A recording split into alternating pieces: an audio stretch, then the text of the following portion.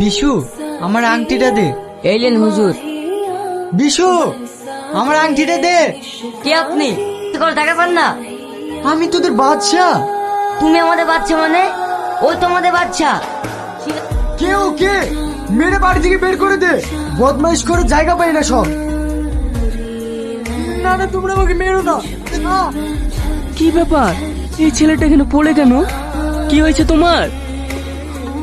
আজ 3 দিন হলো কিচ্ছু খাইনি। তোমার বাড়ি কোথায় বাবা? তোমার নাম কি? আমার কোনো বাড়ি ঘর নেই, আমি একজন পথের পথিক। আমাকে দুটো খেতে দেবে বাবা? আমি গরিব মানুষ, কিন্তু যদি তোমার হার আমার বাড়িতে লেখা থাকে তুমি নিশ্চয় পাবে। চলো। ওগো শুনছো, বাড়িতে কিছু খাবার হবে? তুমি তো খেয়ে গেলে, আবার খাবার কোথায় পাবো?